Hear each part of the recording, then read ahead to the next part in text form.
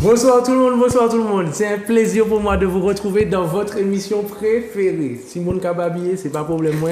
C'est l'émission votre préférée. Point barre. Du nord, sud, est, ouest, Caraïbes, Martinique, Guadeloupe, Guyane et j'en passe. Internet, c'est toujours un plaisir de vous accueillir dans l'émission Papa Génité. On fait une big dédicace à Jonathan. On le laisse se reposer tranquillement. Il va même reposer quoi. Ce soir, j'ai l'honneur de vous inviter, j'ai l'honneur de recevoir, l'association Inès. On y va tout doucement. Grégo, est-ce que tu peux envoyer un petit message pour notre public préféré, s'il te plaît? Non, pas encore? Eh bien, ok, il n'y a pas de problème. C'est seulement notice là pour venir papa. Même si t'as là, bah ou tape là, ou pas choisi chape là, ou choisi porte cap là, chapeau bas. Laissez-yo parler, yo le fait au quoi yo connaît tout passé ou, mais passé ou pas ta yo, pas laisser bêtises yo dépasser ou. Non, il chou c'est trop fait, l'homme ou a serré en fond vieilli, et chaque fois ou ka apparaître, ou ka grandi en fond tchèy, ou ou puissant, si il chou beau, vive li en grand, si il parle à tout clair, tout titan c'est temps. Papa, c'est pas derrière pas. C'est pas l'argent qui a indiqué. Papa, c'est pas seulement si ni l'argent qui a existé. Papa, c'est force et douceur. L'aider à associer. Associer en tchèque, en l'esprit, ça qu'a fait un papa godossier. Pas sourd. Impeccable, impeccable, impeccable. J'espère que vous avez bien compris ce petit message. En tout cas, c'est un plaisir pour moi de vous recevoir. Comme je vous disais à l'instant, aujourd'hui, je suis avec l'association Inès. On va parler de la patrescence. Aïe chercher stylo, bloc-notes, feuille papier, Google, ça vous les moi, ça vous pas connaître motard. Un nouveau terme qui est très très très frais dans notre jargon, en tout cas. Attachez Saint-Isote, qu'il y ait une turbulence au CR là, tranquillement, avec le sourire, bien sûr. À ma gauche, Hervé Platon. Bonsoir, monsieur. Bonsoir. Comment vas-tu? Ça va et toi? Tu sais, je te tutoie avec respect. Hein? Mesdames, je vais vous tutoyer aussi avec respect. Vous savez déjà, de toute façon, on est ensemble. Comment vas-tu? Ça va, ça va. La première sur un plateau? Oui. Bienvenue à Papa Génité. On te remercie pour ta présence. Merci à vous de m'avoir accueilli. Peux-tu te présenter un tout petit peu, s'il te plaît? Alors, je suis Hervé Platon. Je suis sophrologue et thérapeute. J'ai été contacté par Inès pour... en tant que par Inès ou l'association? Par l'association Inès. Oui, c'est pas la même chose, tout à fait. Par l'association Inès pour être dans la prévention en fait, pour prévenir de tout ce qui va se passer lors de l'événement, lors de la préparation à l'événement. Donc voilà, je suis là en tant que... T'inquiète, tu respires un coup tranquille, on est là ensemble. Il n'y a pas de souci, Mesdames, je n'ai pas commencé par vous, c'est pas que je ne suis pas galant, mais comme vous êtes à deux, d'accord, pour une fois que je présente un garçon avant, non, je vous embête. Bonsoir, mesdames. À qui ai-je l'honneur ce soir? Vas-y. Narimène Boule-Noir, je suis psycho et art thérapeute, enchantée également. Je suis psycho et art thérapeute, médiatrice conjugale et familiale. D'accord, nous te remercions pour ta présence. Merci. Madame. Et moi, Régine Angliona, sage-femme, thérapeute familiale et conjugale, et également fondatrice de l'association Inès. Enchantée, nous te remercions aussi. En fait, je fais ce style-là, je vous dis, mais je les connais très bien, en fait. Je les connais très bien. C'est tellement un plaisir pour moi de les amener sur ce plateau, parce qu'on a beaucoup de choses à se dire. On vous prépare donc un événement, vous avez pu voir le flyer, dimanche 11 au domaine de Tivoli, 11 juin, qu'on soit bien clair, domaine de Tivoli, 9h30, 18h30, si je ne me trompe pas, 18h, 18h30. Vous êtes nos invités, je dis bien nos invités parce que je suis compris dedans, je suis dans l'action, je suis fier d'être dans l'action, mais bon, on y va doucement, on commence pas trop fort. L'association Inès, Régine. Oui.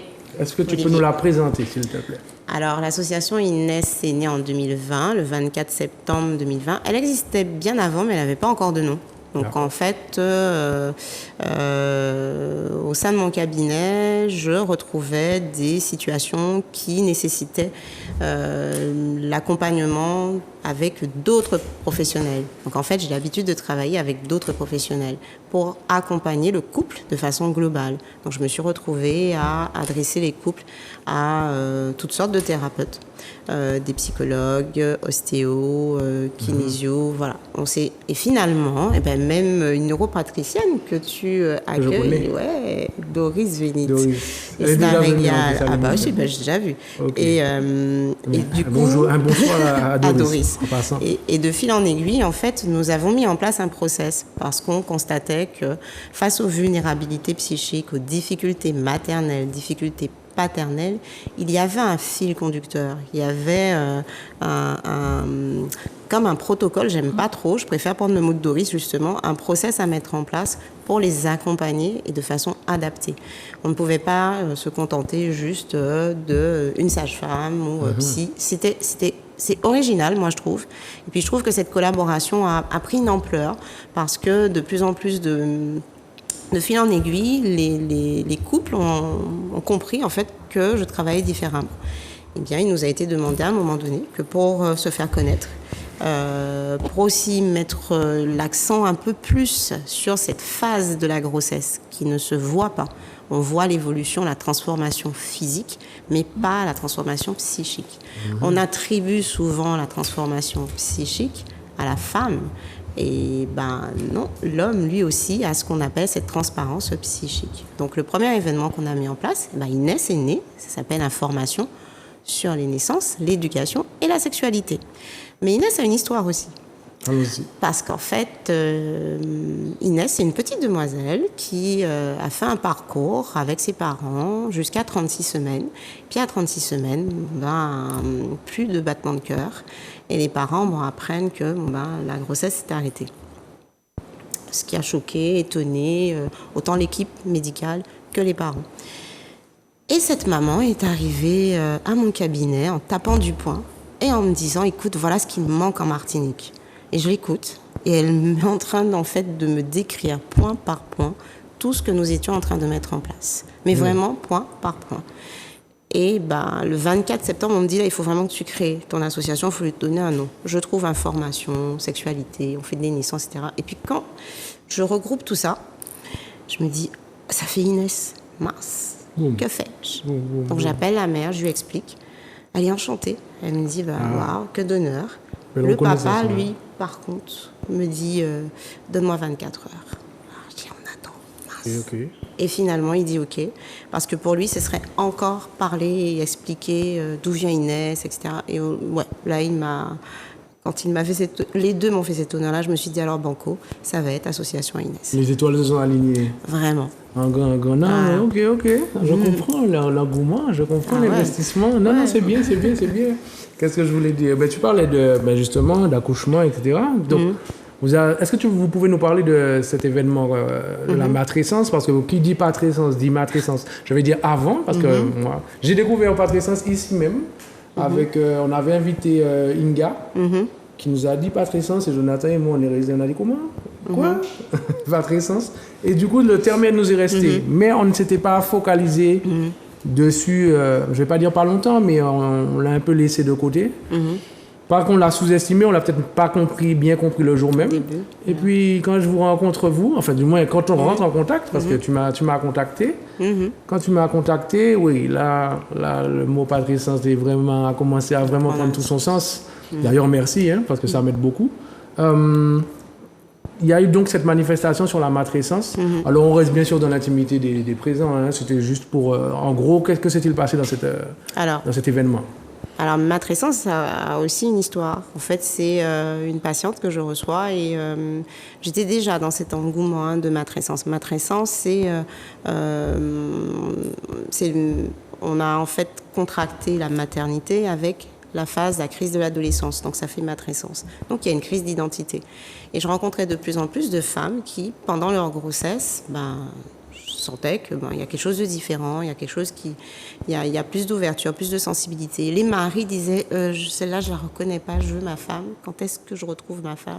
Après l'accouchement, pareil, encore ce changement particulier avec ce qu'on appelle la préoccupation maternelle primaire. Il faut que je m'occupe de cet enfant, en fait. Je rencontre une patiente qui, contrairement à ce qu'on croit ou on dit, assez rapidement, la femme retrouve ses repères. Plus tard encore, je la retrouve encore dans cette vulnérabilité, fragilité psychique. Et je lui dis, mais c'est quoi tes outils, en fait, pour t'en sortir, pour poser les choses? Elle me dit, moi, j'ai besoin de peindre. Et à partir de là, je lui dis, OK, on se lance un défi. Tous les matins, tu me dessines quelque chose. Et puis, du coup, ce qui serait bien, c'est que tu sois mise en avant et que l'on voit ce que tu fais. On se lance ce défi-là. Et puis, du coup, je vais chercher 8 autres dames. Et ça fera 9 femmes qui vont être dans le même mouvement que toi. Et j'appelle progressivement d'autres patientes, des collaboratrices d'Inès. Et elles me disent oui. Okay. Elles me disent oui. Et le challenge, le défi est lancé. Et le 10 décembre, du coup, on crée... 2022. D'accord. Matrescence sort de terre avec... on ne savait pas trop où le faire, quand le faire. Matrescence sort de terre. Et ces femmes... on dépeint, parce qu'elles ont souvent... Elles ont quasiment toutes choisi c'est un vernissage, donc une peinture, un support, une toile, pour exprimer leur maternité. Pendant toute cette période-là, je crois que ça a duré 2 mois, j'ai eu beaucoup d'appels. Régine, je ne peux pas. Pour Régine, c'est difficile. J'arrête. Mais moi, on discutait, parce qu'effectivement, ça réveillait certaines choses, où elle parlait de certaines choses qui étaient encore tabous. Me sentir mère, mais en même temps triste. Il y en a une qui me disait, j'aime mon mari, mais cet enfant-là, je l'aime pas encore, en fait. J'apprends à l'aimer. Et c'était bien qu'elle puisse le verbaliser. Je m'en occupe. C'est quelque chose qu'on entend rarement, très rarement. Je fonctionne. On l'envisage même pas. Voilà. Mais l'entourage ne te permet pas de dire, d'exprimer ces sentiments-là. Et donc, matrescence. Et avec matrescence, de belles choses. Papa Slam, qui sera là encore, d'ailleurs. Monsieur Papa Slam, monsieur. Qui a compris l'essence même de matrescence. Il a fait un slam, mais c'était trop beau, c'était frisson. Et ensuite, il y a eu une chorégraphie magnifique avec notre chère Muriel Bédot.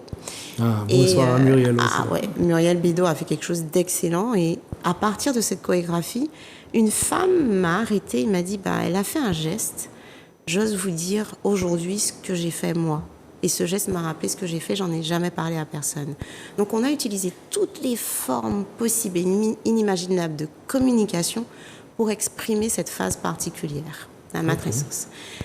Et du coup, des messieurs m'ont dit, mais si tu fais matrescence, il n'y a forcément pas de matrescence. Je dis, bien sûr. Et ils se sont dit, d'accord, ok. Donc eux aussi étaient déjà sensibilisés en se disant, mais nous aussi on vit des choses particulières. Et puis patrescence, c'est-à-dire devenir père, mais avec cette phase-là de l'adolescence, la petite crise d'identité. Ok, moi je définis la patrescence comme le cheminement de la naissance du garçon jusqu'à l'adulte, voire son rôle parental, parce qu'on n'est pas tous forcément parents. Et j'en parle autour de moi, surtout ces temps-ci, il faut profiter pour la publicité. On n'oublie pas le dimanche 11, au domaine de Tivoli, on va en reparler. Ils sont... Enfin, je dirais le mot ne les touche pas. Et tu te rappelles, on a communiqué. Ouais. Parce que j'ai testé, je me suis dit, c'est peut-être moi qui vais trop loin, mais en fait, j'ai retesté.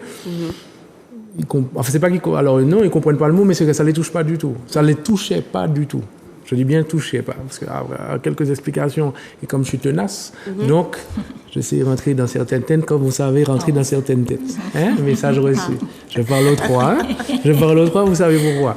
Non, mais en tout cas, c'est bien déjà qu'il y ait eu ce travail pour la matrescence. Moi, je dis merci. Je dis merci en grand, parce que je suis un adepte des débats. J'ai toujours aimé les débats, surtout hommes et femmes, garçons, filles, etc. Et des fois, je me suis souvent dit qu'on ne se connaît pas. On ne se connaît pas, mais je ne genrerais pas cet état d'esprit. Je disais que, non, on se dispute beaucoup, mais en fait, au final, je suis sûr que tu ne te connais pas plus que je ne me connais, etc. Et vous avez, en quelques mois, démontré que, j'ai raison. On m'appelle tout le monde, j'ai raison. Tu vois? Donc, c'est très important. Justement, Narimène, j'aime bien vos professions parce que je peux faire de belles transitions. On va revenir à toi. On revient à tout le monde, en fait. Donc, rappelle-moi ton métier. Donc, je suis psycho et art thérapeute. D'accord. Et médiatrice conjugale et familiale. D'accord. Donc, art thérapeute, donc tu as différents outils. Donc, c'est un peu ce que tu expliquais. C'est ça. Alors, j'ai entendu conjugal, le couple, homme et femme. est-ce que les hommes et les femmes sont si différents, selon toi? Ils ont un fonctionnement différent, oui. Ils ont un fonctionnement différent. Nous avons pu le voir d'ailleurs lorsque nous avons mis en place matrescence, patrescence, et on a dû utiliser des processus différents afin de pouvoir, afin que ce que l'on a voulu mettre en évidence puisse émerger en fait. D'accord. C'est vraiment évident cette différence entre les hommes et les femmes en termes de communication, langage, etc. C'est vraiment différent. N'est pas peur, tu peux tirer en nous. Hein, je suis là pour assumer.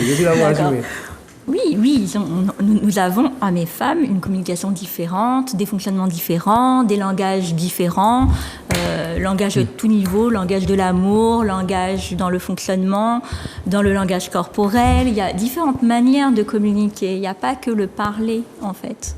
Et il est vrai que c'est vrai quand on dit que les hommes et les femmes sont très souvent en conflit?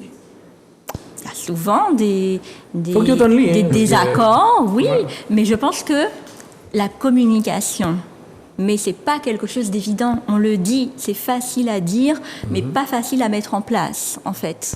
Parce que nous, ici, c'est retombé plusieurs fois dans l'émission, dédicace à Inca, ça sort, c'est les dédicaces qui tombent.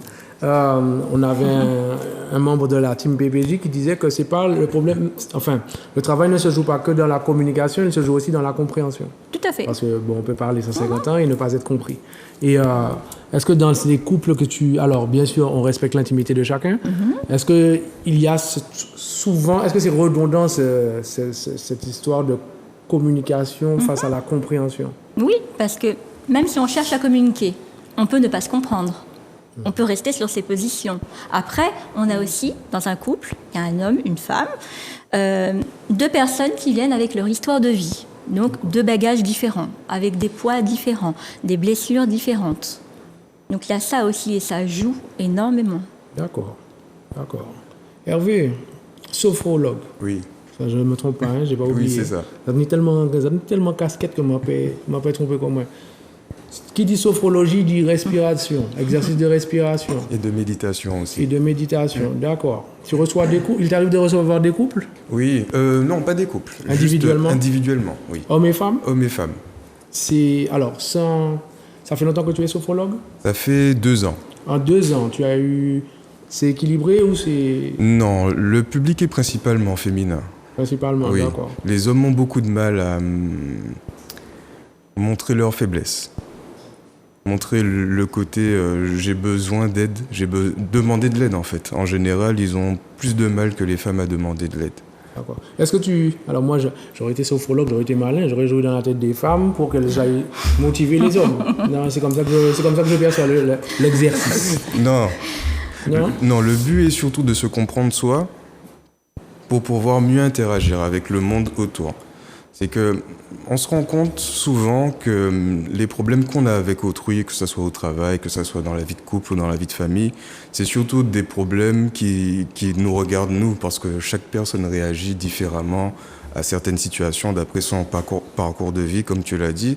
Et en fait, le but est de travailler sur soi pour que les actions d'autrui ne nous impactent pas.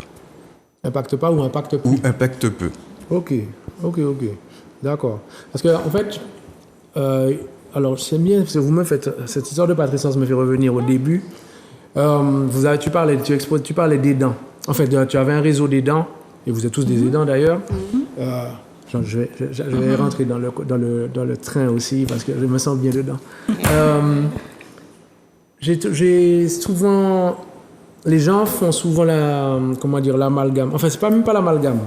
Dès qu'on parle de vous, aidants, quels que soient vos étiquettes, vos statuts, je préfère statuts, ils ont toujours l'impression d'aller voir quelqu'un en se disant « Ouais, mais je suis pas fou ou je suis pas folle. » Et en fait, au bout de ces 3 ans de travail papa génitaire, j'ai compris que c'était juste une question de mots. Le poids des mots. Et c'est très important. Est-ce que dans vos métiers, le poids des mots a vraiment son importance? C'est pour ça que j'appuie dessus, parce que comme on vient sur des termes précis, je pense que c'est ça qui joue aussi un peu dans les conflits inutiles, en fait. Il y a le poids des mots qui est très important. Est-ce que vous retrouvez l'importance de ce poids des mots dans vos fonctions? Bien sûr. Oui. Oui. Okay. Alors, qui commence? Allez, vous inquiétez pas, on est ensemble. Je commence. On est ensemble. Le poids des mots, oui, parce qu'en fait, Attends, pause. J'avais mon truc et attends, j'ai perdu mon fil. Sinon, on fait une pause, on fait une passe, une passe, et puis une passe. Je reviens. Eh ben voilà. Si tu peux, si ça te va. Alors, il y a le mot, la compréhension qu'on y met chacun, la définition qu'on y met. Il faut s'entendre déjà sur le sens du mot et à quoi ça renvoie. Alors, en fonction de chacun, comme je disais, son histoire de vie, pouvoir communiquer là-dessus. Après, parfois, on n'arrive pas à mettre des mots et on peut mettre autre chose. C'est pas aisé de trouver le mot et le mot juste. C'est pour ça qu'on a différents outils, comme Régine a pu le dire, autres que la parole. Alors, par exemple, moi, j'utilise beaucoup le dessin, le modelage, la musique, différents outils à base d'art, de l'art, hein, et ça fonctionne. Trouver d'autres procédés de manière, au bout d'un moment, à arriver au mot et au mot juste qui correspond à la personne. C'est surtout ça, la justesse. Arriver à une justesse pour la personne. C'est toi qui proposes les outils ou c'est eux qui... par exemple, si j'aime le piano, je peux emmener mon piano. Tu peux me dire que... J'ai pas la voiture qui va avec, mais... Alors, c'est possible. C'est drôle que tu m'aies dit le piano. Alors, oui, je suis pianiste à la base. Les étoiles sont alignées. Moi, je vous dis, les étoiles sont alignées. D'accord. Alors, oui, tu peux me dire... Alors, je ne te propose pas d'emblée un outil comme ça. Ce n'est pas un hasard. J'apprends à connaître le patient, son histoire de vie, donc son vécu, ses goûts, ce qu'il aime, ce qu'il n'aime pas. Et il faut que l'outil utilisé lui parle, qu'il y soit sensible pour que ça puisse fonctionner. Donc c'est vraiment un travail, un accompagnement sur mesure, en fonction du patient, de son histoire, de différents facteurs. En fait. C'est lui le premier pas. Tout part de lui, en fait. C'est ça. C'est son espace qui lui est dédié, de manière à s'exprimer, qu'il ait sa soupape émotionnelle et qu'il puisse, c'est à lui, c'est son moment à lui. D'accord, Régine. Alors, moi, j'utilise mes deux casquettes, en fait. Sage-femme et thérapeute familiale et conjugale. C'est ce qui est intéressant et du coup, le terme folie n'intervient pas. Et j'aime beaucoup ce que tu dis, le poids des mots, parce que pendant la grossesse, il y a une sensation de poids et il y a des mots, MAUX. Et souvent, la femme, j'ai un exemple qui me vient là, plusieurs exemples. Ce poids des mots du partenaire, d'accord, a une répercussion. Donc, le corps, donc ça, ce qu'on appelle une somatisation. Et ces femmes, justement, par rapport à ce qu'elles auraient entendu, compris, interprété, il y aura une répercussion, en fait, sur la grossesse. Donc, j'utilise justement, j'observe. Moi, ce que je fais en tant que sage-femme, c'est que je vais observer. Je vais demander déjà à l'histoire de la grossesse, surtout quand je vois une dame qui dit « Moi, j'ai mal au bassin. » Je me dis « Ah, qu'est-ce qui t'empêche d'avancer ?» Je vais jouer sur les mots. D'accord. Et du coup, ça me permet aussi de permettre au compagnon de mettre des mots sur son vécu, sur cette relation avec la grossesse. Le poids des mots, c'est tellement fort que, in utero, donc dans le ventre, un enfant, c'est ce qu'on appelle la mémoire cellulaire, un enfant va vibrer ses mots. Je prends l'exemple, d'ailleurs, tu sais, pendant les 3 mois, ces 3 mois Alors, je vais rebondir justement sur le mot pas très sens en parlant poids des mots, où tu as dit que ça n'avait pas de sens, ça n'avait quasiment pas de sens pour la plupart des hommes que tu rencontrais. Du coup, vous avez, et puis grâce à Micha, encore une de notre collaboratrice. C'est Manger PIA. Voilà, c'est Manger PIA. Oui, c'est grâce à elle que ça y est, dimanche 11, on sera à Tivoli d'ailleurs. On ne l'oublie pas. Mais en fait, avec elle, elle a d'abord dit, mais matrescence, c'est la maternité transparente. Et elle me dit, pour patrescence, n'oublie pas, hein, appelle ça paternité transparente. Ok. Et ça prend tout son sens. Exact. Voilà. Okay, d'accord, je comprends mieux. Voilà. Okay. Et là, du coup, parmi les hommes, donc je fais partie de ces hommes, parmi les hommes, le poids des mots, c'était tellement important que il a repris les mêmes mots que son père, alors qu'il était in utero, dans le ventre de sa mère. Il a repris les mêmes mots quand on lui annonce l'arrivée de son enfant. Et il ne le savait pas. Donc pendant la grossesse, donc un individu là qui est en train d'évoluer, où on pense que bon, il faut lui apporter la sécurité. Maintenant, tout le monde est sensibilisé au fait que si une maman est dans un stress, le bébé vit le stress. Mais ça se vit tellement que des adultes sont en train de se dire mais mince, d'où ça me vient ça? Parce que mon père a eu ou ma mère, ils ont eu des termes. Et là, soit je les sors, soit je les somatise. Ça se passe dans mon corps. Donc oui, en tant que sage-femme, j'ai cette facilité à pouvoir leur faire mettre des mots sur leur ressenti, leur vécu, sur le devenir père. Et Patrescence, donc la paternité transparente, m'a fait grandir. J'ai grandi avec vous, là. Je confirme. 3 mois, Je confirme. Je grandis extraordinaire aussi. d'avoir eu des hommes qui se soient mis complètement à nu. Et vous avez utilisé des mots. Quand je les ai retranscrits, je les ai mis sur papier, je me suis dit, mais c'est percutant, je n'ai jamais vu ça. Il n'y a pas de recherche sur ce que vous avez fait, vous. Et les hommes que je reçois en couple maintenant, mes mots sont bien choisis, ce qui fait que j'avais déjà cette possibilité de les entendre s'exprimer, mais c'est encore beaucoup plus fluide, parce que ma posture, je me suis imprégnée de vos mots, et ma posture fait que ça libère encore plus la parole. Même les femmes me disent, il ne va pas parler, hein. C'est lui seul qui parle. Ah, c'est grâce à moi. Non, je déconne. Non, c'est important. Enfin, pour moi, je vous ai posé cette question-là parce que c'est très important.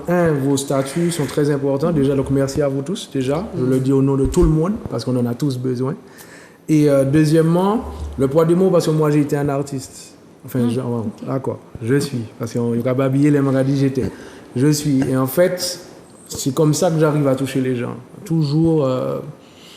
quel que soit, même si je suis en difficulté, je me touche même des fois avec mes propres mots. Je vous dis, quand j'écris, quand tu es un peu concentré sur toi-même, tu t'étonnes des fois à écrire des choses, tu te dis, c'est moi qui ai écrit ça, ok. Mais oui, le poids des mots est, selon moi, très, très, très important. Et lors des débats entre hommes, femmes, garçons, filles, c'est là qu'on constate qu'on a le même langage pour les frictions. On a vraiment le même langage, donc t'es con, etc., t'es bête. Dès que c'est pour nous descendre, on est unanime, on sait tous se comprendre. Exact. Par contre, quand il faut lever le débat, là, ça commence à être compliqué. Parce que quand je dis, enfin, compliqué, je ne sais pas si je dois dire compliqué, mais on sent que quand on lève le débat, que ce soit les hommes ou les femmes, on sent qu'il y a une recherche de... justement, les mots changent de grade. On n'a plus envie de démontrer qu'on sait dire juste con, etc. Parce qu'on sait très bien que ça, on l'utilise juste pour descendre la personne. Quand il faut élever la personne, là, on sent que les deux sœurs sont en train de se chahuter, mais la réflexion commence à bouillir dans la tête. Et en fait, le problème, ce que je voulais dire, c'est par rapport au mot aidant. Avant, parce que là, vous avez expliqué vos métiers. Moi, quand je vous ai écouté là, moi, je vais tous vous voir, en fait. Mais avant ça, enfin, avant que je connaisse ces métiers, je ne connaissais que les métiers à travers des films. Ouais. On entendait le psychiatre, le psychologue, c'était dans des films. Et bon, vu ce qu'on nous montrait, c'était niveau confiance. On se disait, bon, je ne vais pas aller voir monsieur. Non, ça ne m'intéresse pas. Non. Et en fait, quand on vous entend, je te donne la parole tout de suite, quand on vous entend, c'est beaucoup plus simple, c'est beaucoup plus doux, c'est beaucoup plus cohérent en fait.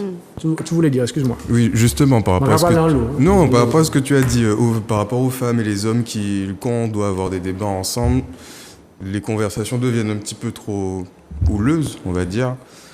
Justement, en fait, c'est surtout sur ça que j'interviens. La plupart des gens viennent, c'est pour des problèmes de cœur, très souvent. Et il y a toujours cette envie de faire une généralité sur les femmes, sur les hommes sont comme ça, les femmes sont comme ça. Et en fait, mon travail aussi, c'est de remettre les gens à leur place et les mots à leur place aussi. C'est les hommes sont comme ça, ton père est comme ça, ton frère l'est aussi. Sinon, non, c'est pas les hommes, c'est cet homme-là en particulier. Il faut vraiment faire attention à ne pas faire de généralité, c'est très très important. C'est bien ce que tu dis, parce que c'est d'ailleurs ce que vous avez fait remarquer, qu'on pointe souvent les hommes du doigt, on les juge, on va les stigmatiser, on va mettre en avant un certain comportement. Et c'est ce qui a fait que justement, vous n'arriviez plus à vous exprimer sur ce que vous ressentiez, ça devenait tabou. parce qu'on a stigmatisé, pointé du doigt l'homme, et principalement l'homme antillais. Alors, je n'ai pas vérifié ailleurs, mais l'homme antillais. Après, faut aussi qu'on nous-mêmes, on nous regarde dans une glace, parce que, bon, niveau communication, on n'est pas les champions non plus. C'est-à-dire que même en termes de communication, quand on prend un peu la peine de discuter, on est souvent maladroit aussi dans nos propos. Comme je le parlais, dans les conflits, dans les frictions, oui, c'est facile de descendre quelqu'un, c'est facile, mais on sait que le mot qu'on emploie fait mal. Donc, comment se fait-il en sachant qu'il fait mal, quand on le reçoit nous, pourquoi tu m'as dit ça? Mais soyons un peu cohérents entre nous, quoi. Je veux dire, si pas bon bas à moi, il pas bon bas, en fait. Et c'est très important de l'entendre. Moi, je vais insister sur cette émission-là sur ça. Je veux que en tout cas les hommes, pas que les hommes, mais les hommes comprennent bien que on comprend qu'ils n'arrivent pas à parler ou qu'ils ne veuillent pas parler. Chacun aura ses positions, mais c'est trop important. Ce que j'ai compris avec vous, en travaillant avec vous et en continuant de travailler avec vous, c'est que c'est trop important de parler. C'est trop important. Pas plus tard qu'hier soir, j'en ai eu la preuve. Enfin, on en a eu la preuve. C'est trop important d'entendre toutes les expériences, les parcours de vie de chacun, parce que ça recadre. Ça leur fait descendre un peu. Là. Ce qu'on appelle difficulté n'est peut-être pas si difficile. Si on comprend qu'on doit se respecter, en fait. À partir du moment où on se respecte, je pense que ça porte ses fruits. Eh bien, venons-en au fait. Patrescence. La patrescence, comme je vous disais, donc quand je l'emploie avec certains hommes, limite le mot il passe, je regarde les réactions, personne n'a réagi, c'est parti dans le vent, je ne sais pas. Je ramène avec le mot paternité. Est-ce que vous estimez que c'est la même chose, patrescence et paternité? Comment vous définissez? Moi, j'estime que c'est pas la même chose. Donc, est-ce que vous pouvez nous définir les différences qu'il y a entre ces deux termes, s'il vous plaît? Non, alors, dans patrescence, moi, j'entends vraiment un processus, un cheminement. Et comme je sais que de toutes les façons, comme je me suis déjà imprégnée de ça, qu'il y a la partie adolescence, c'est qu'il y a une évolution et qu'il y a une crise. Cette crise est nécessaire. Moi, ce que j'ai encore plus aimé, parce que là, je suis obligée de dire que j'ai grandi, c'est pas à l'école que j'ai réussi à acquérir autant de connaissances, c'est avec vous. C'est grâce à nous, les gars. C'est avec vous, les gars. Franchement, bravo. Merci. Et cette crise, elle est nécessaire et vous nous avez fait comprendre. On ne peut pas parler d'un père. Déjà, il faut qu'on puisse se situer. Je suis père, papa ou géniteur. Et puis, une fois que ça y est, il y a père, papa ou géniteur, mais avant, là, il y a un homme. Vos réflexions, elles étaient géniales, parce qu'il y a un homme. Mais avant cet homme-là, il y a eu un ado, et puis j'ai aimé. Tu sais, parmi vous, il y a eu Alain qui a précisé adolescent. Et puis il y a Maxime qui a dit, ouais, moi je pense que je suis dans l'adolescence à un moment donné, parce que, ouais, t'as envie d'être ado, adulte, mais trop de responsabilités, tu restes dedans, quoi. Encore prêt. En fait, Et puis il y a le petit garçon, et puis il y a la mère. Et puis cette mère-là, et c'est Luc qui était avec nous, qui a dit, ouais, il y a la mère, et puis souvent elle est castratrice, cette mère-là. Et là, il faut déconstruire. Et donc, effectivement, il faut déconstruire pour trouver son identité. Et vous avez dit, bah ouais, mais là, il faut, pour pouvoir parler du père, du papa, du géniteur, il faut qu'on se pose une question. Qui je suis? Et on est parti de là. Qui je suis? Alors, je pense que pour Guy François. Alors, d'où je viens, qui je suis et où je vais. C'est ça. Ok. Et donc, patrescence, ça sonne pas pareil que paternité. Dans paternité, je n'ai pas forcément envie de le mettre tout de suite en avant, parce que là, je trouve qu'on va vous pointer du doigt. Ou les papas vont se dire, ouais, on va peut-être parler de paternité, mais quoi dans paternité? Parfois, c'est un sujet bateau. Ouais, on parle souvent de la paternité. Je trouve que ça n'a pas le même sens. La paternité, on est peut-être dans une fonction, limité à une fonction. Tu vois? Un statut, je comprends. Voilà. Après, la paternité n'a pas de point final, en fait. C'est ça. C'est ça qu'il faut comprendre. On reste quand même dans ce que tu disais, le côté cheminement. Quand on est parent, c'est à vie, normalement. C'est ça. J'ai tendance à croire que maintenant, dans la société, on pense que parent, c'est juste l'enfant, il a 18 ans, et puis après ça, fais ta vie, je dépose ma cape, et ma mère me remontait les bretelles pour ça. Parce qu'à 42 ans, quand je viens chez maman dans tous mes états, maman me dit, je suis ta mère en fait. Je suis ta mère et voilà. Si tu tombes, je dis, non, c'est ma mission de te relever, enfin du moins de t'aider à te relever en fait. Donc, je pense qu'il faut rappeler ça, que parents, c'est ça. Pas de fin. Voilà. Et pour paternité a un autre sens. Là, on est en train de généraliser. On a l'aspect social, l'aspect éducation, mais pas ce processus qui doit être compris par les hommes.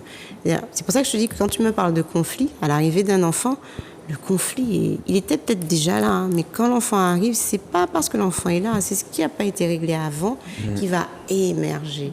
Parce que dedans, il y a un processus là-haut. Alors les femmes, c'est un psychologue, un psychiatre qui avait représenté une femme avec un cerveau de bébé. D'ailleurs, ça a été le flyer de Matrescence, où la femme, elle perd ses facultés. Hein. C'est-à-dire que sa priorité, c'est le bébé.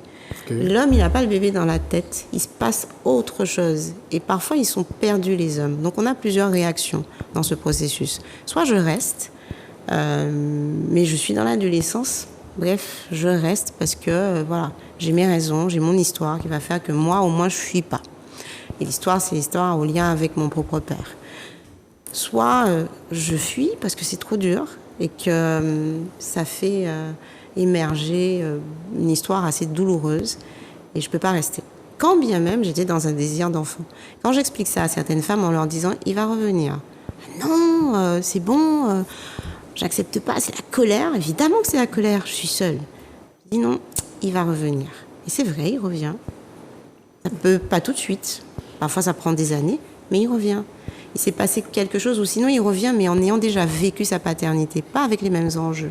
Mais justement, tu disais qu'il ne revient pas tout de suite, des fois ça prend des années. Ouais. Je pense que c'est justement le fait de ne pas connaître ce terme patrescence et de ne pas communiquer, parler de nos parcours, qui élargit le temps du retour en fait. C'est le travail personnel, le cheminement, pour des prises de conscience. Ouais, c'est très important. Narimène et Hervé, quand on des couples, donc hommes et femmes, justement, est-ce que... Ah oui, ça c'est une question de Jonathan. Il aime demander cette question-là. Vous voyez, si je ne me trompe pas, vous avez des gens qui sortent de rupture. Pas forcément, mais je pense que ça arrive. Oui. Quand ils sortent de cette rupture, est-ce qu'ils arrivent à... Comment dire, à pas s'accuser, je n'aime pas ce terme. Se remettre en question. Se remettre en question, mais ils arrivent à comprendre que des fois, c'est à eux qu'ils doivent rejeter la faute plus qu'au partenaire. Alors, je sais, c'est une question piège. Alors, pas toujours, pas le plus souvent. Faut dire pas toujours. Non, pas toujours. J'envoie des petits piments de temps en temps. Pas toujours? Non, pas toujours. C'est pas forcément évident. Il faut d'abord déblayer tout ce qui s'est passé, vraiment morceau par morceau, et voir avec la personne, avec le patient, ok, là il y a eu ça. Ok, d'après tout, qu'est-ce que tu as ressenti déjà? Les émotions, c'est important, le ressenti de l'homme. Messieurs, vous avez des émotions, et ce n'est pas une honte d'exprimer ces émotions. Ça, c'est important, parce qu'effectivement, dans l'éducation, parfois, un petit garçon, on va lui dire « Tu es un garçon, hein, tu es un homme, tu n'as pas le droit de pleurer. » Eh bien, si, un homme a le droit de pleurer. Un homme a tout autant d'émotions qu'une femme. Donc oui, effectivement, c'est pas facile de reconnaître ses torts et non, c'est pas chose aisée. C'est vraiment en travaillant sur soi qu'au bout d'un moment, il y a un constat. Là, ok.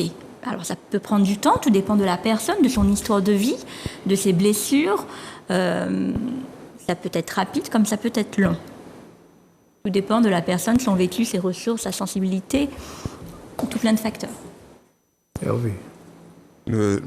Quasiment rien à ajouter. C'est vrai qu'il y a des gens qui arrivent et qui comprennent ce que je leur dis, qui se disent « Ah oui, c'est vrai, effectivement, c'est pas une généralité. » Et il y en a d'autres qui... non, c'est comme ça et ça prend beaucoup plus de temps. Ça prend plusieurs séances pour qu'ils puissent enfin se rendre compte que le problème n'est pas que de son partenaire ou bien des gens autour, mais que le problème vient aussi de soi, de comment on aborde certaines choses et comment on réagit soi-même à certaines choses. J'ai tendance à dire dans certaines émissions qu'on se met en couple un peu au pif. Ça avec certaines personnes. Mais Ce qu'il faut comprendre, moi je me dis que, alors bon, c'est peut-être pas au pif parce qu'il y a une attirance, hein, nous sommes d'accord, mais bon, je pense qu'on sait tous que l'attirance ne suffit pas. Maintenant, moi j'ai connu beaucoup de ruptures, alors beaucoup. Je ne vais pas vous dire le nombre, c'est pas le loto, choisis. J'ai connu plusieurs ruptures, voilà, plusieurs, je préfère dire plusieurs. Et lors de ces ruptures, je me suis souvent accusé, moi. C'est-à-dire que on parlait de quête de reconnaissance, voilà, je cherchais le terme. Cette quête de reconnaissance-là, on en a parlé dans nos travaux, et fiche que c'est important, fiche que ça a du poids, voilà. Fiche que ça a du poids. Parce qu'au final, c'est ça, c'est peut-être le point de départ de quasiment tout, en fait, tout le reste. La reconnaissance, j'ai dû réfléchir sur la reconnaissance, vous m'avez fait cogiter sur ça, fort.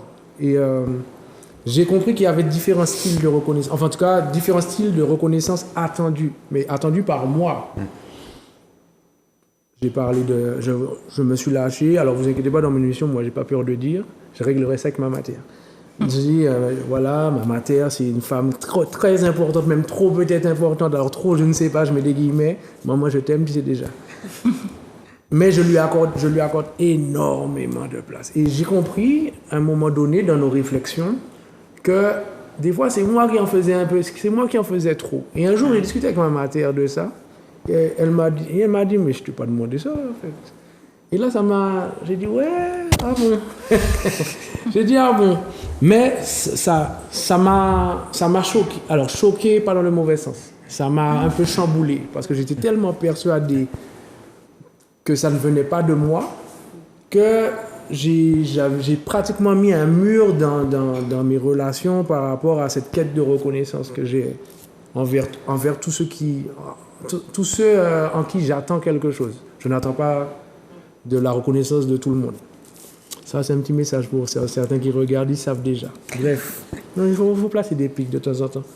Et justement, ce travail de patrescence, aujourd'hui me pousse à comprendre que le travail, je ne vais pas dire que le travail est encore long. Le travail, il est tellement bon en fait au final. Il est tellement bon. Le fait de chercher à se comprendre, individuellement parlant avant, ça fait tellement de bien. Tellement de bien. Et vous allez rire, on parlait de 1 an de couple tout à l'heure. Voilà. C'est pour ça que je ne vois pas les 1 an comme quelque chose de...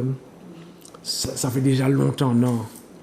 Parce que regardez, en 3, j'ai dû vous rencontrer pour mieux comprendre ma personne. Donc imaginez que je rencontre une nouvelle personne, il faut que je fasse connaissance avec elle, etc. Ça ne se fait pas en 3 mois. Après, tout dépend de la maturité des gens.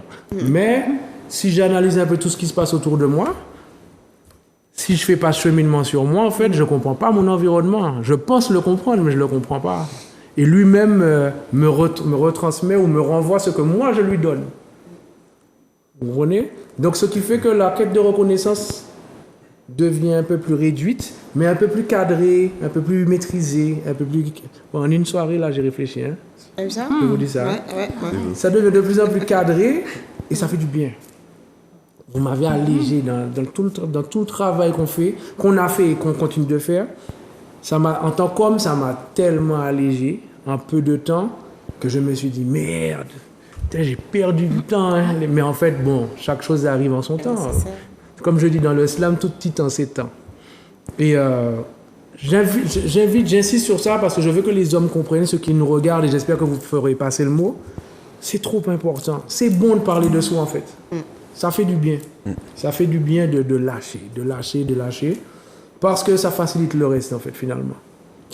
Ma compagne, je la vois autrement. Mes ex, je les vois autrement. Je suis capable d'aller leur parler aujourd'hui. La phase du beau-père, par exemple, je le vois autrement. J'étais obligé de... Ce travail de patrescence m'a obligé à faire marche arrière sur moi-même. Et c'est vrai qu'en faisant marche arrière grâce à ce travail, sur la patrescence, sur la paternité transparente, c'est important de le dire, ouais, je me suis dit, mais non, je me suis mis trop de barrières. J'ai rajouté trop de choses à ce qui était déjà un peu compliqué. Et finalement, en faisant marche arrière sur moi-même, finalement, j'avance de mieux en mieux. Comprenez les jeux de mots, hein? C'est Olivier, vous connaissez déjà. Moi, disons, stylo, feuille de papier, il y a les replays, mais c'est bien de noter à l'instant présent. Régine, ces hommes, tu parlais tout à l'heure du fait de trouver les bons mots, etc. Ces hommes, à partir de ces mots-là, se lâchent beaucoup plus simplement, ou se comprennent beaucoup plus simplement, ou comprennent même ce qu'on leur demande plus facilement. Alors, ils se lâchent. C'est vraiment se lâcher. Ils vont vivre, en fait, la grossesse. Il y en a qui me disent qu'ils sont perturbés par leur compagne, souvent. Ils ne comprennent pas ce qui se passe. Pas forcément dans les sautes d'humeur, mais ils se disent c'est pas la même. J'aime bien quand ils me disent je veux ma femme, je veux retrouver ma femme. Et puis il y en a qui me racontent forcément leur histoire. On va forcément retourner, c'est ce qu'on appelle le génosociogramme. Je le répète souvent, quasiment à chaque émission. Ils ont besoin de retourner sur ce qu'ils ont vécu avec souvent leur propre mère, cette mère dont tu parles là. Madame, ouais, qui est très présente, très sécurisante, parce qu'il a fallu combler un manque, une absence la plupart du temps. Ou, même si ce père était présent physiquement, pas sécurisant. Il pouvait être soit humiliant, soit dans la violence. Ou... Parfois, il y a carrément des enfants des adultes devant moi, mais qui parlent de l'enfant qu'ils ont été, mais dans l'abandon. Et c'est un dialogue fluide. Les femmes, souvent, regardent et disent « Mais d'habitude, ils ne parlent pas ». Des fois, c'est « Raconte-moi l'histoire de ta grossesse ». Souvent, ils me disent « Bon, madame, t'es sage-femme, tu sais comment on fait un bébé quand même ».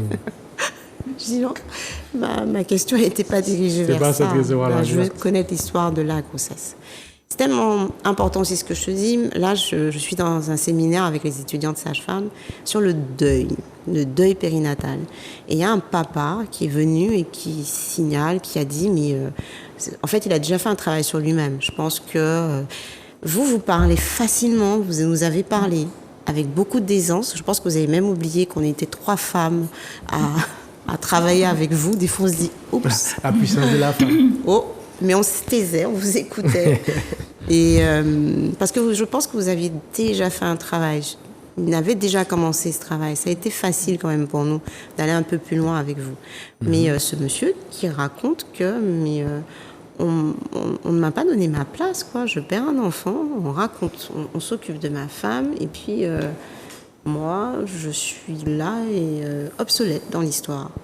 Et quand les couples arrivent au cabinet, moi, je prends le temps de demander à la femme comment elle se sent, comment elle vit sa grossesse, mais je demande la même chose au monsieur, comment tu vis ta grossesse. Voilà. Et est-ce que madame comprend pourquoi tu demandes à... Elles sont là et puis elles attendent la réponse. Elles se mettent comme ça. Donc, quelque part, elle ne se pose pas forcément la question chez elle, mais là, quand tu l'as posée, là, ça devient intéressant, en fait. Elles observent déjà une différence, elles aussi, chez leur partenaire, qu'elles n'arrivent pas forcément à comprendre. Souvent, elles disent, mais il est plus distant. Quand je lui demande de mettre la main, au bout d'un moment, le monsieur qui ne sent pas le bébé bouger, tu me dis 4-5 fois de mettre le bébé bouger, c'est bon, quoi. Je ne le sens pas. Donc, il y a l'agacement. Ils disent, ouais, mais j'aurais aimé qu'ils vivent la grossesse comme moi. Sauf que, mesdames, c'est pas possible. La grossesse, pour eux, n'est pas toujours physique, parce qu'il y a la couvade. Il y a des messieurs qui, oui, je vais le vivre pleinement, ça. Je vais avoir un ventre qui va se développer. Limite, je suis en rivalité avec ma femme. J'aimerais avoir ce bébé dans le corps.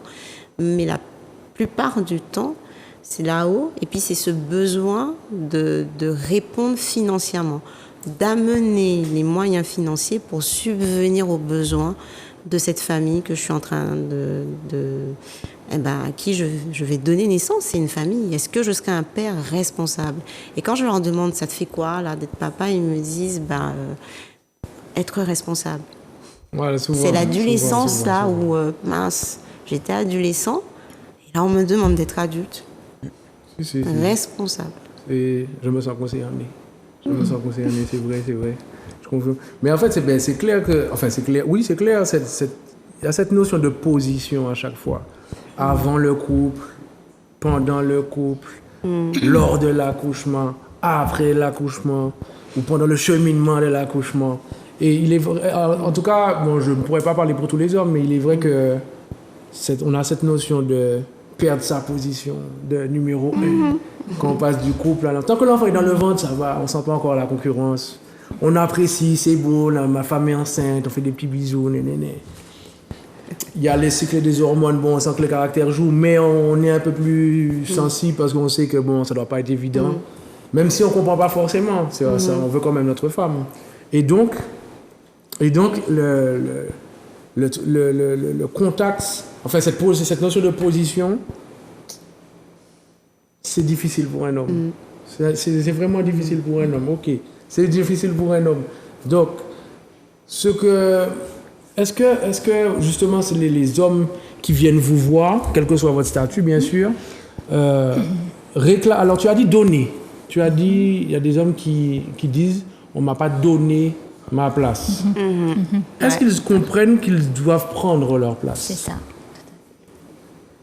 Même Non. Vas-y. Mais c'est souvent, en fait, en cabinet, les femmes qui viennent, j'ai beaucoup de femmes, j'ai beaucoup d'enfants qui viennent pour un suivi thérapeutique. Mais effectivement, très souvent, ce sont les femmes qui amènent leur conjoint. D'accord. Mais les hommes qui font la démarche spontanément d'eux-mêmes, de leur plein gré et à leur initiative, il y en a, mais c'est pas courant en fait. D'accord. Mais il y en a quand même. D'accord. Il y en a. Voilà. Ok.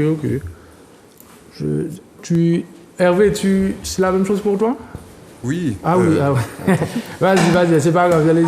Mais mesdames, justement, est-ce qu'il y a vraiment de l'inconfort quand vous recevez des couples, si je comprends bien? C'est facile pour les couples de se présenter? C'est-à-dire que est-ce que vous sentez que c'est l'un qui tire l'autre en fait? Alors, ou souvent, on a soit l'homme, soit la femme en thérapie. On nous parle des problèmes de couple, etc. On propose une médiation, donc une consultation commune.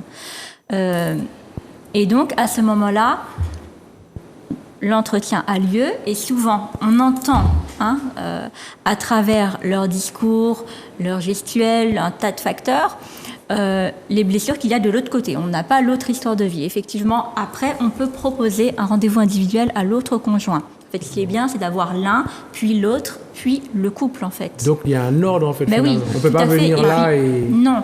Ça décompose forcément le couple. Si je viens avec ma compagne, vous allez forcément nous dire, oui, mais on est obligé de vous prendre... Non, on peut vous prendre ensemble, mais à l'issue de cet entretien, de cette séance, on peut proposer une séance individuelle à l'un, à l'autre, aux deux, voilà. Alors, mon approche est différente. C'est vrai que la plupart du temps, ils viennent d'abord pour une grossesse ou un désir de grossesse, en consultation en préconceptionnelle. Donc c'est un projet qui, en tous les cas, a l'air d'être commun. En tous les cas, il y a un des deux qui a impulsé le projet. Donc ils sont ensemble. C'est vrai que j'ai une collègue qui m'a dit à un moment donné, mais c'est bizarre, il n'y a que dans ton cabinet qu'il y a des couples, parce que moi, la plupart du temps, j'ai des mamans solo. Okay. J'ai dit, oui, je ne sais pas si c'est parce que je travaille beaucoup et de bouche à oreille, ils se disent, bon, on peut aller en couple, mais je reçois souvent d'abord un couple. Et ce qui est intéressant, c'est que chaque thérapeute a son approche. Il y a ce qu'on appelle l'approche systémique. On va recevoir deux personnes pour comprendre dans quel système ils fonctionnent. Donc, les deux font un système. Et dans ce système, il y a un autre système.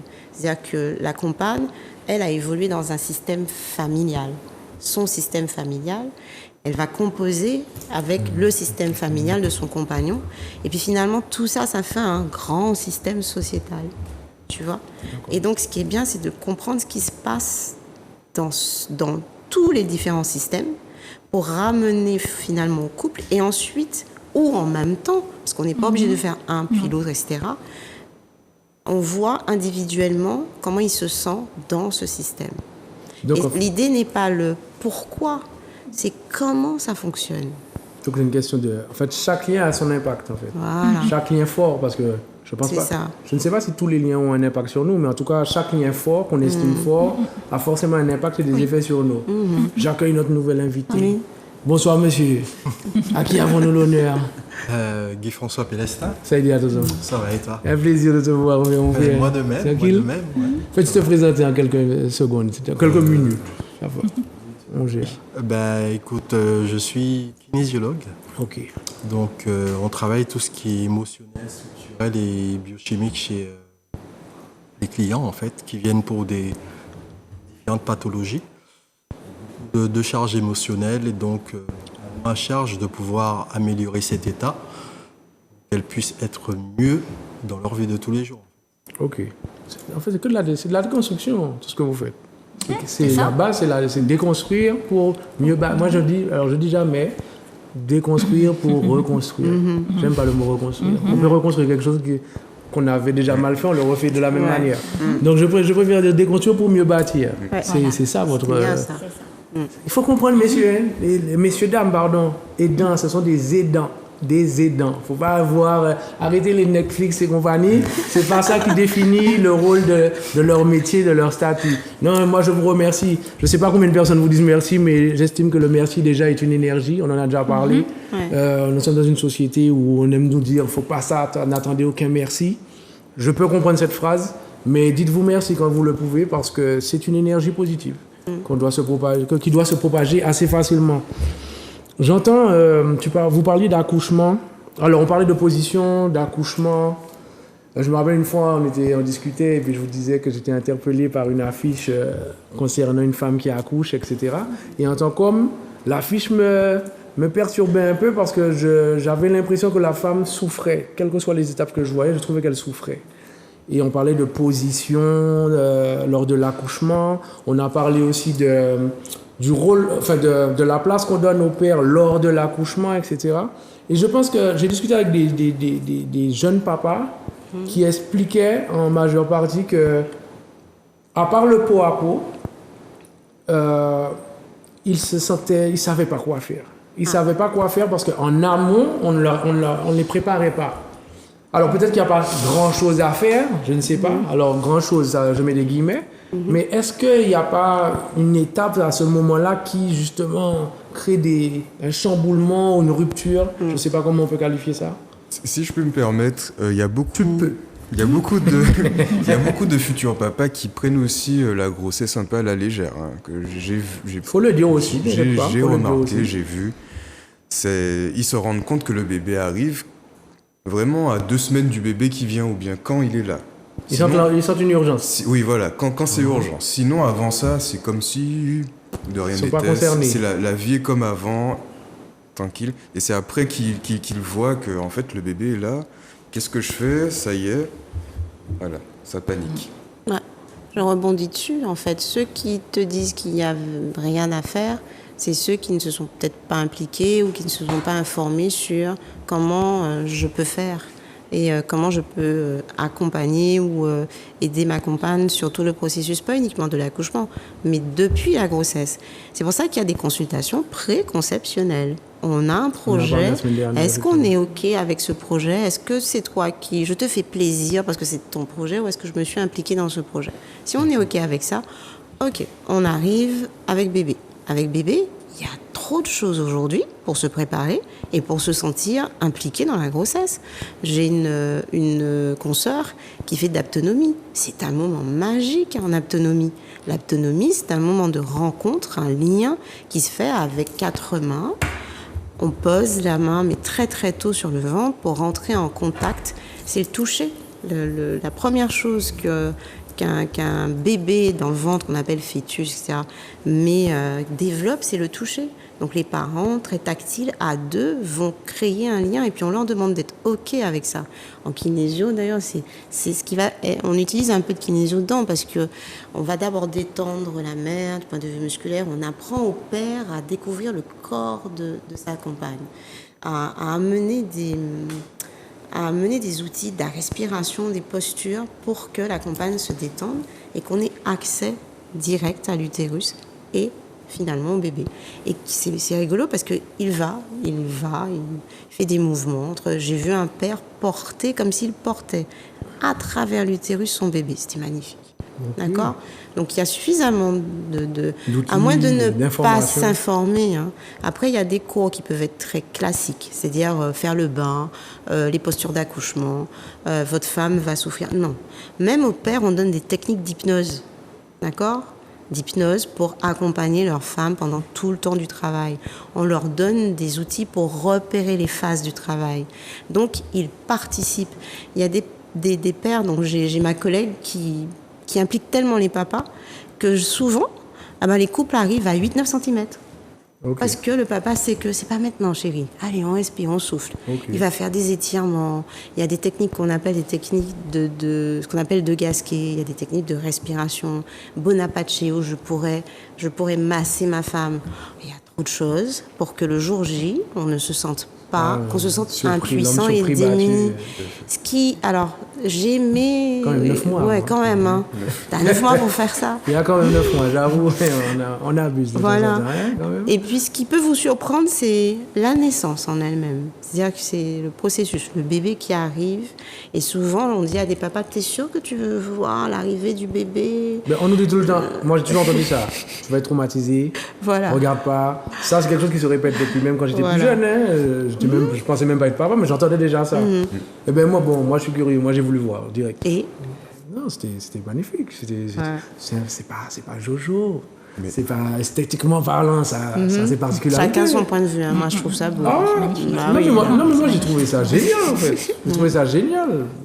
Mais ça, en toute sincérité, j'ai vu le crâne, etc. J'ai senti un peu de fragilité. Au début, j'ai eu un peu peur de le tenir, en fait. Parce que j'ai vu un peu comment il arrivait. Mais je n'ai pas perdu cette notion de... Ouais, c'est magnifique, quoi. Et puis, parmi nous, il y a la sophro. Pendant la grossesse, on peut faire de la sophro, de la respiration.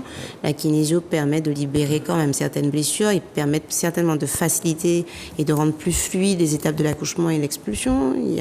Justement, Guy-François, tu reçois individuellement, tu reçois pas des couples? Non, plutôt individuellement. Individuellement. Niveau contact entre hommes et femmes, c'est... Alors attends, oui. Alors, rappelle-moi ton métier, pardon. Kinésiologue. Peux-tu nous la définir, s'il te plaît? En quelques mots. La kinésiologie, on dit que ça s'appelle la science. En fait, nous, on travaille par le biais du test musculaire, en fait, qui nous dit les différents mots de la personne. À un moment, vous avez des patients qui ne peuvent pas dire ce qu'elles ressentent. D'accord. Ce qu'ils ressentent. Nous, notre travail, c'est de pouvoir lui permettre de prendre conscience des différentes souffrances qu'il peut avoir en lui et lui donner la possibilité de s'en libérer. Donc, c'est un travail où il faut être patient. Parce que, comme je dis tout le temps, nous sommes comme des livres. Au lendemain que les choses se font, ça peut arriver. Surtout en mode déconstruire. Oui, tout à fait. Donc c'est surtout il faut que les gens soient aussi prêts, en fait. Parce que souvent on dit qu'on souhaite évoluer, qu'on souhaite changer les choses. Finalement, on n'est pas forcément prêt. Donc à un certain moment, il faut prendre son courage à deux mains et se dire bon, allez, j'y vais. Pas avoir peur de pleurer. Donc ça fait partie de vos missions. Oui, tout à fait. De les préparer. Alors, donc si vous déconstruisez, mais effectivement, cette déconstruction oblige un moment à se regarder. C'est un mot qui est un petit peu tabou chez nous, les kinésiologues, la déconstruction. Parce qu'on ne déconstruit rien du tout. En fait, c'est juste remettre les choses à leur place. Remettre les choses à leur place. C'est-à-dire que vous avez un moment, des passages assez compliqués de votre vie. Pour enlever ces poids de différentes manières pour pouvoir retrouver une certaine stabilité. Et j'en reviens, donc je parlais de famille, de lien, on parlait de lien, parce que c'est très important, la patrescence, il y a cette question de lien avec impact. Alors, moi je dis déconstruction, donc tu as dit on remet les choses à sa place. Ah oui. Là, il y a de la respiration, et tu m'as dit... Respiration, méditation pour préparer à ce qui va se passer lors de l'accouchement, en fait. Dans tous vos cadres, vous travaillez tous dans un cadre qui se ressemble. C'est du calme, si je comprends bien. Ce qui rappelle à tout le monde, au final, que, les gars, on a beau faire de la guerre, là, tant que c'est pas calme, c'est pas bon. Nous sommes bien d'accord. Le meilleur cadre, c'est le calme. Je le redis, le calme. Le calme. Ça, on gueule, c'est pas le bon moment. Après, on peut se dire des choses en gueulant, mais soyons intelligents dans les attitudes et dans les mots. Non, j'appuie vraiment sur ça parce que comme je vous ai toujours dit, le mot patrescence, il est frais. Il est frais. À travers tout ce que j'entends, j'espère qu'ils comprennent ce que moi je comprends. c'est vraiment déjà, ben voilà, de calme. Se comprendre qu'on a chacun... on existe en fait. On existe individuellement avant tout le reste. Et que nous sommes le point de départ de tout, si je comprends bien. Maintenant, j'appuie sur le mot déconstruction parce que moi je l'aime, ce mot-là. Donc je vais manquer goût, mais plutôt kinésio qui va content. Mais en tout cas, non, je plaisante. Mais en tout cas, non, mais c'est bien, remettre à sa place. C'est bien de le dire aussi parce que des fois on ne comprend pas les différences entre chaque fonction. Et de tout ce que j'ai entendu, on parle d'outils, d'instruments de musique, pas que musique, mais des instruments. Là, on parle de peau, de toucher. Tu parlais de ça aussi. On parlerait de respirer, de respiration, etc. Tout ça, c'est humain, en fait. Ouais, mais il faut savoir aussi que des fois, les patients, ils ne veulent pas forcément se dévoiler. Donc, avec le test musculaire, le corps dit toujours la vérité. Donne-nous un exemple de test musculaire. Passe pour moi. Enfin, arrêtez là. Non, c'est... Non, en fait... J'ai eu la réaction de beaucoup d'hommes. Non, t'as raison. Donc, on utilise le bras, en fait. Et puis, c'est oui ou non. Et, par exemple, vous venez, vous me dites, je viens, je n'arrive pas à dormir. Je demande au corps, mais le corps, lui, il va me dire les raisons pour lesquelles vous n'arrivez pas à dormir. D'accord. Donc, je ne vais pas le dire du premier coup. Je vais déjà sortir certaines phrases pour amener la personne à comprendre ce qui va se passer. On revient au poids des mots. Exactement. Et par la suite, il va constater qu'effectivement, cette douleur vient de quelque part. Et des fois, date depuis longtemps. Oui, ou quelques semaines, en fait. Vous avez pu vous disputer ou avoir une mauvaise nouvelle et tac, il y a quelque chose qui se passe mal. Donc, voilà, parce qu'on n'est pas forcément conscient des douleurs qu'on a à l'intérieur de nous. On n'est pas forcément conscient des douleurs qu'on a à l'intérieur de nous. Parce que, oui, physiquement et psychiquement. Tout à fait, parce que le mental, lui, dit certaines choses. Le mental dit certaines choses et le corps, bon, pour le moment, il suit. Et brusquement, un jour, vous avez mal au genou, mal à l'épaule, mal au dos. Ouais, d'accord, non, il faut que je continue à travailler, mais il faut savoir que le corps, lui, il ne faut pas l'oublier. Donc le cerveau, c'est la machine. C'est la deuxième. Nous sommes binômes. C'est pour ça que nous, on travaille en couple, le mental. On travaille pour le corps. Parce que si le corps n'a pas ce dont il a besoin, à un moment, il lâche. Et ça, c'est pas forcément agréable. Et les gens se posent des questions par la suite. Bon. Alors, je rassure tout le monde. Vous aurez le contact de tous ces professionnels qui m'accompagnent. C'est clair et net, ne vous inquiétez pas. Vous ne contactez pas Papa Géniteur. Si à la fin de l'émission, vous voulez donner vos adresses mail, profitez, on nous l'a dit tout ça. On est là, on est tous ensemble. En tout cas, ouais, non, c'est super important, c'est super important. Donc on voit la panoplie quand même, la panoplie d'aides, d'outils qu'on a à disposition. Rien que sur un plateau en 1h30, vous avez entendu tellement de choses là, ça ne peut pas dire moi demain, je ne sais pas où il faut aller. Mais non, ça fait du bien d'entendre ça, ça fait du bien. Comment je peux vous dire ça? Il y a un événement, je le répète, dimanche 11 septembre, super. Dimanche 11 juin. 2023 au domaine de Tivoli, 9h23, vous avez l'affiche qui apparaît, une très belle affiche. Je ne sais pas qui a fait le flyer, mais félicité. C'est Mégane qui a fait ça? Non, c'est une jeune fille qu'il faudra qu'on invite. J'espère qu'elle nous entendra parce qu'elle a fait le buzz. Là, ça plaît à tout le monde. Et les amis, et c'est toi qui la connais. Faut qu'elle oui, vienne. tout à fait. On peut donner son prénom ou son... Et ça veut... Son prénom au moins, son Albert. prénom. Albert. C'est pas moi. C'est vrai? Elle s'appelle Albert. Ah d'accord, le moment où on a des malins de lait. D'accord. Eh bien Albert, sincèrement, tu sais quoi, moi je me bats toujours contre le hibon comme ça. Là, tu as donné une tape à tout le monde niveau qualité. C'est l'un des plus beaux flyers que j'ai vu de ma vie. Ouais. Et puis bon, je me sens concerné. Je me sens concerné en grand. Donc, je répète l'événement. Donc, dimanche, vous êtes tous invités. Messieurs, emmenez mesdames, emmenez messieurs. Les familles peuvent venir aussi. Oui. Qui sont les plus ciblés? Les hommes? Les plus ciblés sont les hommes. Et puis, on vous a respecté dans vos attentes et vos besoins. C'est-à-dire que s'il y a les femmes, j'ai un peu testé avec un groupe de jeunes femmes. C'est vrai qu'elles ont été dans le jugement. De quoi ils se plaignent? Il faut une journée. Ah ouais, mais encore les hommes, parce qu'on a toujours montré les hommes. Encore les hommes. Ouais.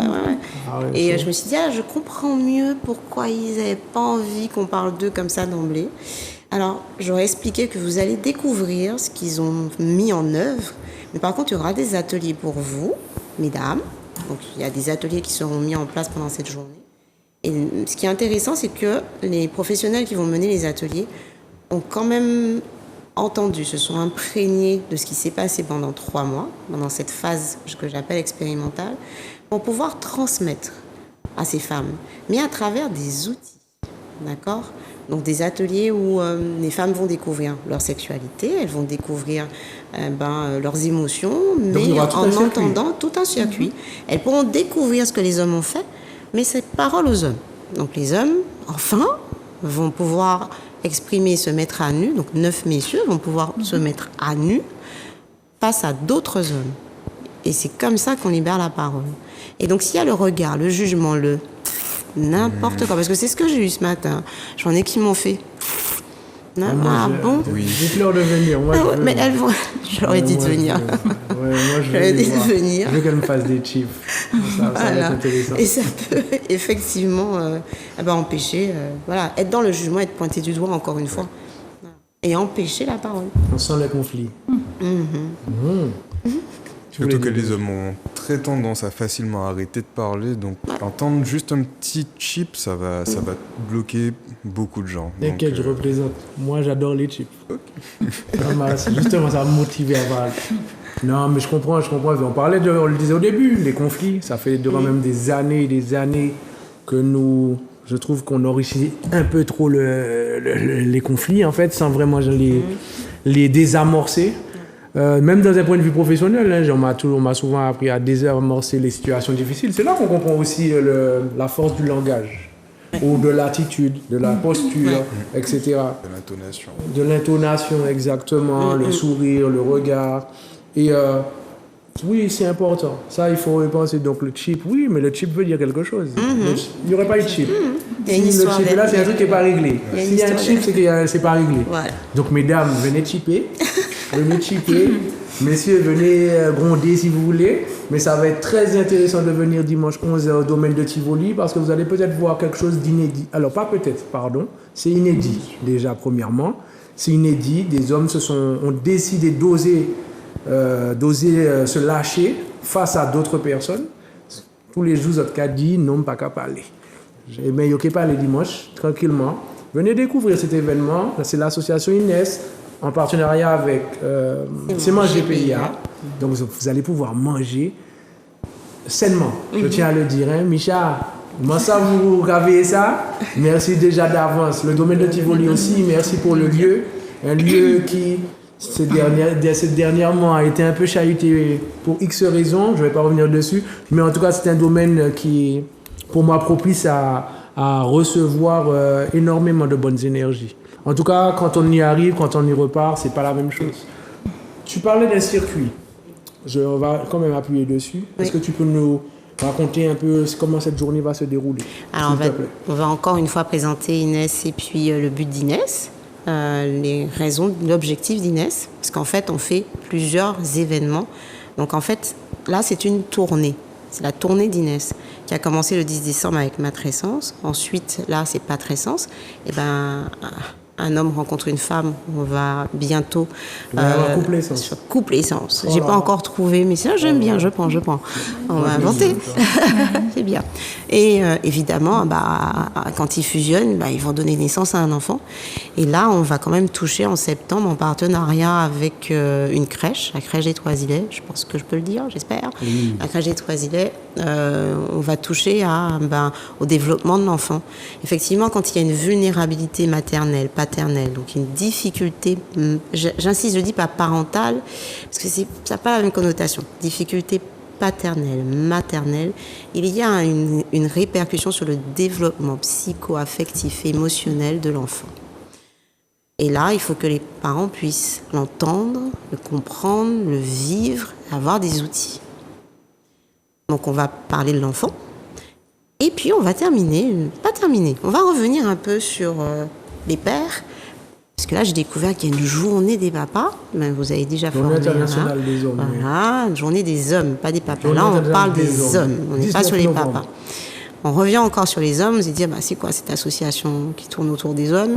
Mais oui, c'est important, parce que je trouve qu'une fois qu'il est au cœur de la maternité, il devient un allié, on n'est plus en conflit, on est des partenaires, d'accord?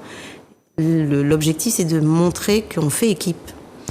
on va ensuite arriver en décembre, on propose, ce sont les adolescents qui ont demandé ça, on va proposer à des familles que l'on va choisir un Koh-Lanta et avec un défi challenge, ils vont se retrouver dans un espace particulier ou pas forcément sécurisant, mais avec leurs parents. Et puis on va voir comment ça match là.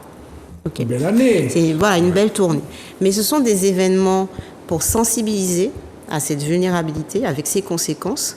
Parfois, on prend le problème dans l'autre sens, mais la genèse, elle est là. On a loupé pendant la maternité, enfin, pas pendant la maternité, au sein de la maternité, dans la structure même de la maternité, un moment essentiel. Cette difficulté qui n'est pas écoutée. Ce n'est ni de la dépression, ni un baby blues. C'est cette petite fragilité-là. Pas petite, mais qui peut justement basculer vers une phase d'effondrement. Et donc, l'objectif d'Inès, c'est de créer justement une unité qui permettra d'accueillir ces parents-là. Mais il faut d'abord sensibiliser pour que ça puisse prendre le sens. Donc, on sensibilise les parents, mais notre objectif, c'est aussi de sensibiliser les professionnels. Donc, on expliquera tout cela. On a besoin de soutien, financier, de soutien d'autres professionnels, tous ceux qui veulent nous rejoindre.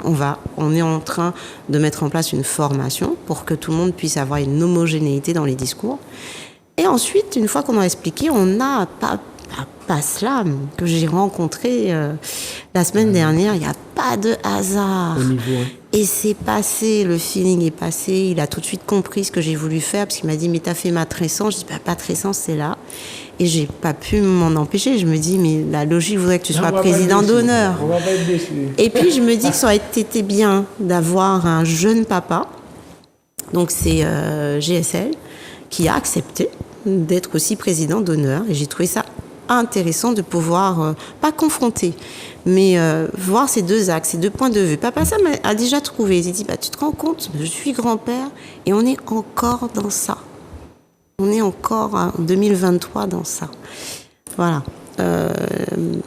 Une fois que ça y est, présentation, ça y est, on va ouvrir, on va arriver sur des œuvres. Certains hommes ont décidé d'utiliser des supports particuliers pour parler de leur cheminement de devenir père. Ces supports, je vais vous inviter à les découvrir parce que je trouve qu'il y a une certaine originalité. Et puis, vous deux, là, vous avez proposé des mises en scène, je laisserai les gens découvrir, mais je trouve ça très, très beau, très puissant. Voilà. Non, mais c'est très intéressant. Oui, même les exercices, effectivement, qu'on a mis en place, ouais, c'est vraiment intéressant et ça va permettre aussi aux hommes, même entre eux, même si autour d'une bière, quel que soit le lieu où on a l'habitude d'être, de fonctionner comme ça. Non, c'est pour leur dire que... Ils peuvent venir avec leur glacière. Voilà, on met ta glacière. Mais en tout cas, ces exercices-là sont possibles partout, en fait, dans n'importe quel environnement. Et ils sont très bénéfiques. On a besoin d'oxygène dans notre société. On a besoin d'oxygène. Vous faites partie de cet oxygène. Je le redis en grand. Merci. Et cet événement s'annonce très très bien dimanche. Alors, j'insiste encore. Dimanche 11. Grégo, si tu peux me donner l'affiche, s'il te plaît. Dimanche 11, c'est à Tivoli. Le bon plan, c'est à Tivoli. Vous pourrez manger sainement avec C'est Manger PIA. Je garantis que vous allez bien manger. Un petit coucou à Micha encore une fois. 9 hommes, mais pas que. Beurre de morue. Beurre de morue avec les chips de Dachine. Les amis, non mais si on dit ça, il y a toutes. Il y a, pour les adeptes, les amoureux de la morue, il y a une histoire de beurre de morue. Avec les chips. Si vous parlez, moi-même, que moi. Regardez, c'est un grand. Non, mais c'est super important cet événement. Ces chips de... Non, mais je m'appelle, ces chips de Dachine et ce beurre de morue ont participé à motiver. Forcément, il y a des émotions, il y a des ressentis. Et ça a participé à pouvoir se ressourcer. Vous avez compris quel homme faire du bien à son corps. Vous savez parler à un homme comme moi. Oui, vous savez comment parler dans la nourriture. Mais la nourriture est un outil. Tout à fait. Pour décontracter, détendre, etc. Ressourcer, tout à fait. C'est vrai. Ce n'est pas de la manipulation. C'est un outil. C'est un outil. Guy François. Oui, mon frère. Oui, eh bien, tiens. Qu'est-ce que tu t'attends Comment tu vois cet événement dimanche? Tu t'attends à quoi? Je t'avouerai que j'attends surtout de le vivre. Je ne m'attends pas, je ne suis pas dans l'anticipation, parce que ce sera déjà une première pour beaucoup de monde. Donc je pense que le moment que l'on va vivre sera assez important. Donc je ne cherche pas à savoir comment ça va se passer. Non, j'attends de vivre ce moment parce que c'est quand même assez important. Ça nous permet de nous remettre en question et de prendre conscience de beaucoup de choses. Ça nous fait faire un bond dans le temps quand même, hein, ce travail. C'est un vrai bond dans le temps, hein. En tout cas pour certains. En tout cas. Bon, c'est les choses arrivent au bon moment. Ouais, j'aime bien cette Je parole-là. crois que Régine a fait le travail qu'il fallait. Franchement, je pense qu'il faut vraiment féliciter Régine. Bon, Marianne Harimel aussi. Océane. Ah oui, depuis que tu as ça, Océane. Ah oui. Océane. Ah oui. Parce que mettre un projet comme celui-ci en place, c'est énormément de travail. Et en plus, elles ont pu nous faire prendre conscience de beaucoup de choses. Je pense que sur elles aussi. Donc, c'est un bon moment qu'on vivra dimanche. Une alchimie entre des cerveaux et des cœurs. Ouais. Hervé, toi, tu es papa? Non, pas encore. Qu'est-ce que quand tu entends Patrice, quand tu vois le taf qui se met en place, parce que tu en fais partie, mon père, comment tu ressens ça? Comment tu t'attends à quoi dimanche, toi? Alors dimanche, je suis content d'être là parce qu'on va pas parler que de paternité, on va parler aussi de l'homme, de sa place dans la société et qu'est-ce qui fait qu'un homme se réveille un jour et se dit tiens, je suis un homme, un vrai. Ça c'est intéressant pour moi en tout cas, c'est des questions qui peuvent intéresser aussi des pères ou des personnes qui ne seront pas je pense que ça va intéresser tout le monde. C'est quoi un homme? La question que tout le monde utilise. C'est quoi un homme? À quel moment je me sens homme? C'est ça. Donc j'ai hâte d'y être aussi pour qu'on puisse répondre à ces questions-là parce que c'est très très important. Ok. Martinique, c'est quoi être un homme? Ouais. Il y a des choses à dire. Ouais. Ah bah oui. C'est des 1000 ans qui nous 1000 ans. Ce ne sera pas des 1000 ans, je vous rassure. Quand tout le monde descend. Et puis un petit stylo là. Ouais, avant, non. C'est que mesdames, qu'est-ce que vous attendez de dimanche? Comment vous. La pression qui monte là, il y a les jours qui arrivent là quand même. Hein? Alors déjà, toute cette préparation, c'était magnifique. Moi, je voulais déjà remercier, tu as parlé de l'énergie du merci tout à l'heure, je voulais déjà remercier les 9 hommes. Vous êtes 3 là, il y en a d'autres aussi. Mais franchement, merci de votre confiance parce que vous nous avez fait confiance, vous vous êtes mis à nu. Et franchement, vous avez livré vos ressentis, vos émotions. Et c'est énorme, c'est tout simplement énorme et magnifique en fait. Et en tout cas, vous nous avez beaucoup apporté. J'ai eu la sensation de me retrouver sur le banc, le banc de l'école de la vie, vraiment. Et vraiment, moi, ça m'a beaucoup apporté en tant que professionnelle, certes, mais aussi en tant que personne, en tant que femme. Je vois autrement le regard, par rapport même professionnellement aux patients, quand je reçois un couple, un homme, ma vision et ma manière d'orienter, d'accompagner a changé. Voilà. Ok. Ça me touche. Et qu'est-ce que j'attends? J'attends de voir, je suis confiante, ça va bien se passer. La préparation, comme j'ai dit, était magnifique et je suis sûre que le résultat sera magnifique. Et hâte aussi de pouvoir, parce que je vais aussi animer 2 ateliers avec les femmes. Donc aussi hâte de les rencontrer, de pouvoir... On a le droit d'y participer, nous? Non, c'est vous les femmes, vous serez occupés. Vous voulez pas avancer? Non, je plaisante. Vraiment intitulé à la découverte de soi. Donc, donc c'est pour tout le monde, hein, je répète. Régine, t'inquiète, je t'oublie pas. Je m'en venir. C'est pour tout le monde, c'est pour les hommes, les femmes, les curieux, les curieuses. L'estime de soi, c'est aussi très important. C'est même trop important. Non, j'enlève le trop. C'est très important. Est-ce que tu avais fini, Narimène? Excuse-moi, j'étais peut-être interrompu. Oui, donc à la découverte de soi. D'accord. Et ces échanges, ce partage, se découvrir autrement. Ok. Voilà. Régine, bon. Merci. Là, le dernier, là, c'est toi. Là, nos visions savent. Alors, je préfère commencer par la genèse parce que le premier homme que j'ai vraiment contacté, c'est toi. Ah oui, c'est vrai. Ah oui, tu me l'as dit. Je dis pas très sens et tu me regardes gentiment, tu me dis bon, le mot, il faudra peut-être le changer. Ton idée de conférence, ça va peut-être pas passer. Et là, tu as déconstruit vraiment. Je me dis, aïe, bon Dieu, bon, comment je vais faire cet événement-là? Et j'ai fait avec vous, j'ai fait grâce à vous, j'ai fait parce que vous nous avez fait confiance. Et quand je sortais de là à chaque fois, moi je me disais, mais en fait j'ai tout à apprendre quoi, de la vie. J'ai beaucoup de choses et je grandissais et je finis pas de grandir là. Parce que... on n'est qu'au début. On n'est qu'au début.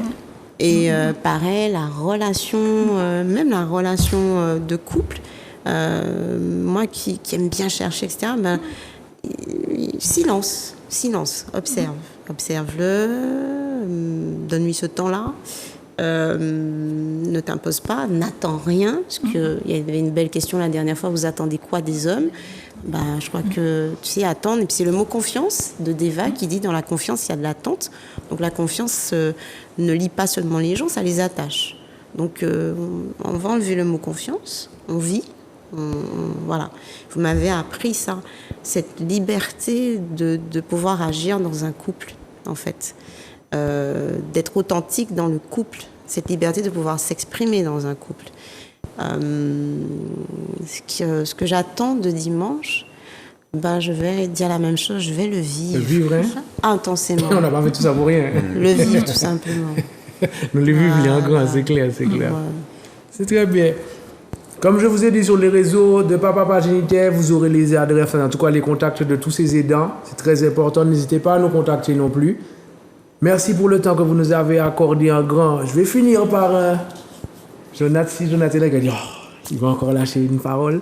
Un homme conforme, c'est flamme qu'on flamme, c'est non mec femme. Bonne soirée tout le monde et à dimanche. Il joue à besoin en papa en tol. Il joue pas besoin en papa en tol. Il joue à besoin en papa non-stop. On wall moins les mots on néglige wall ou les passer pour nous mais l'esprit typolo mon tête tout toujours pas répéter tourner vos stations pendant il joue qu'à attendre nous pour partager émotion.